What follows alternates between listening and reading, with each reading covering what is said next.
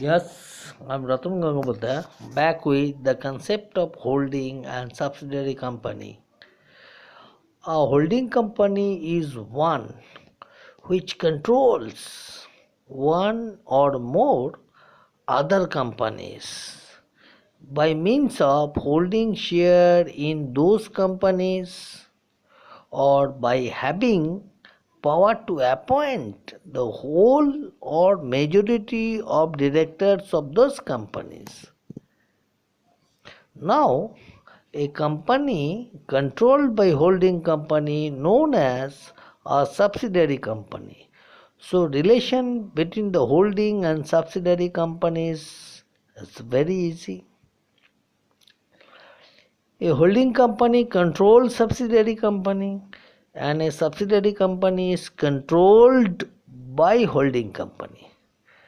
The creation Now I speak about the creation of relationship of holding and the subsidiary company is a form of combination. The procedure involves acquisition of share in the absorbed company and not its asset with or without liability. So acquisition of shares to be kept in mind. The separate entity of absorbed company is therefore not disturbed at all. So why I am explaining holding and a subsidiary company?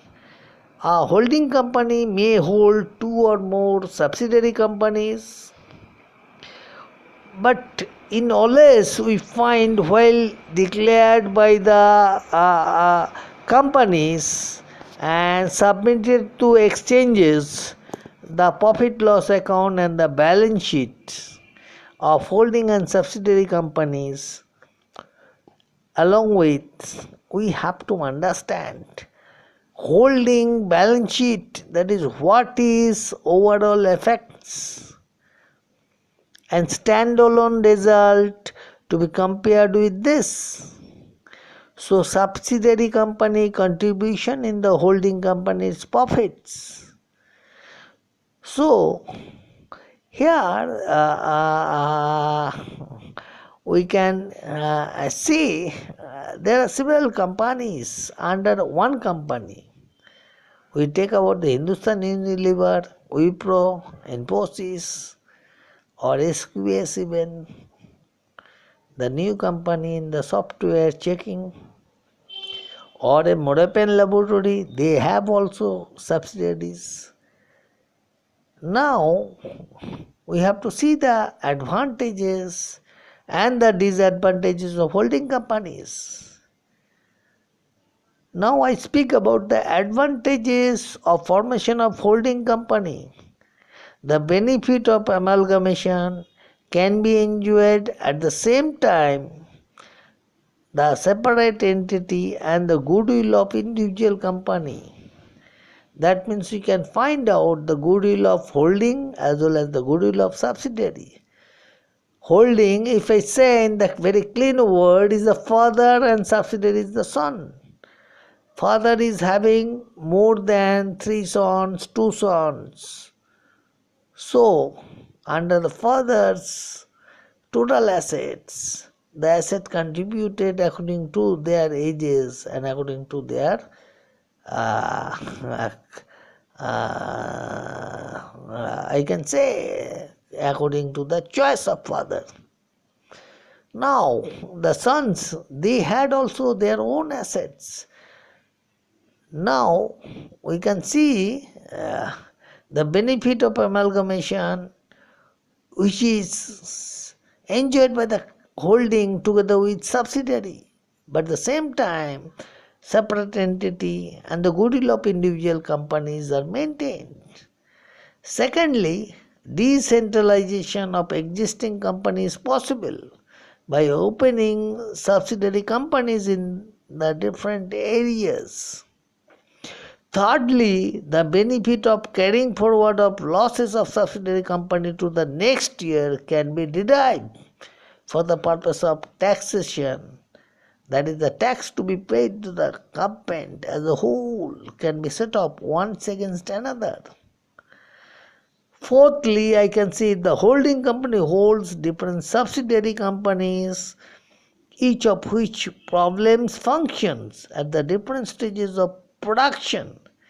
The company as a whole will not have a dependent upon other company in their activity from the procurement of raw material up to marketing of the finished goods. Now I speak about the next advantages or as per my lines the fifth advantages. While a holding company holds different subsidiaries company, each engage in the same line of activity but in the different areas.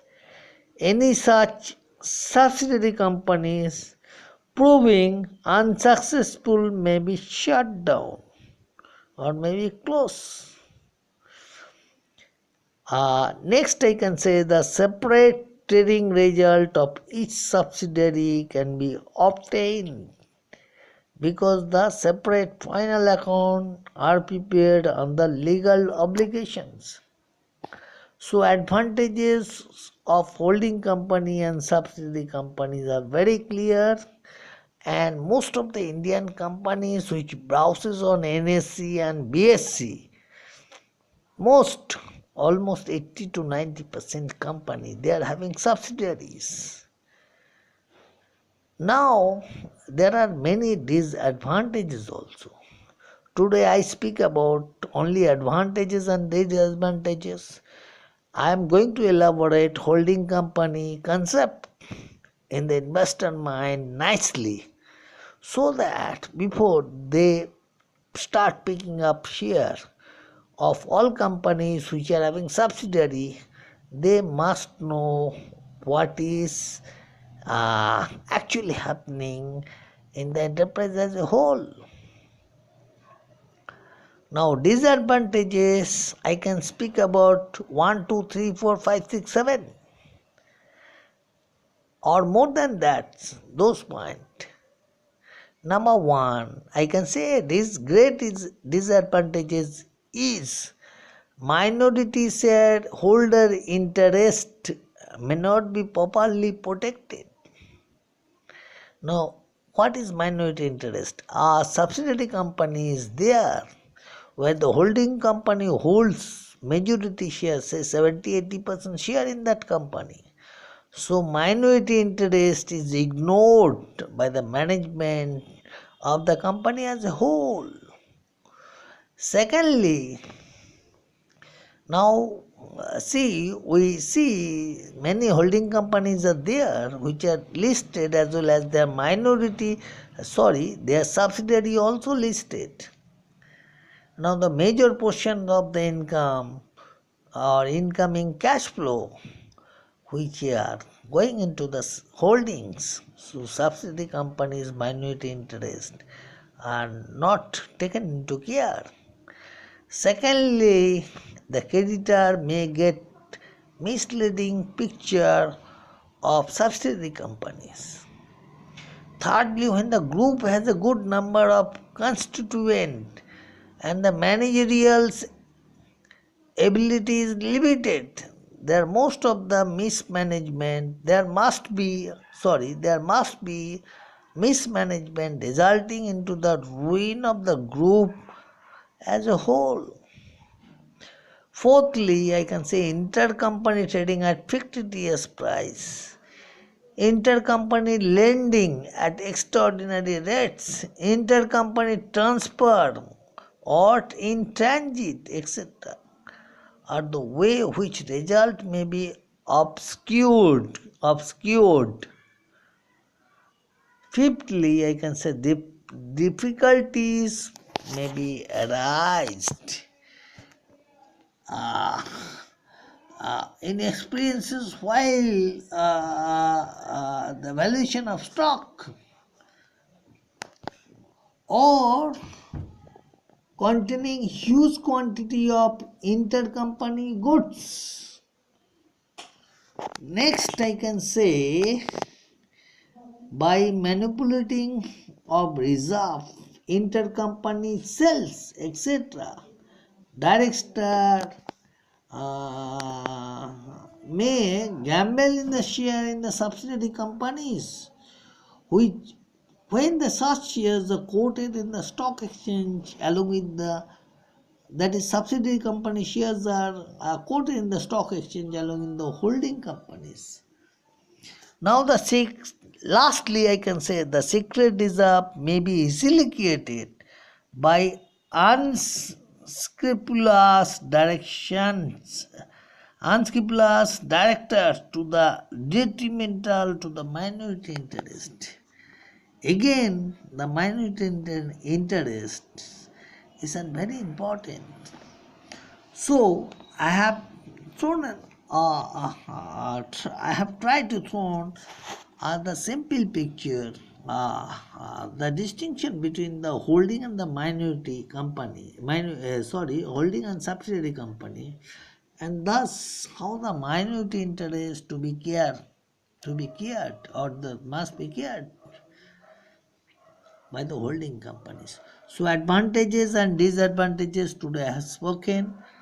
Next, I am going to state about the statutory definitions of the company, that is holding company and the subsidiary company, or it might be that the subsidiary company's requirement for presentation of information to the member of the holding company and the requirement of Schedule 6 and the consolidated balance sheet which we find every time, every with quarter result, we find the standalone result and the consolidated result.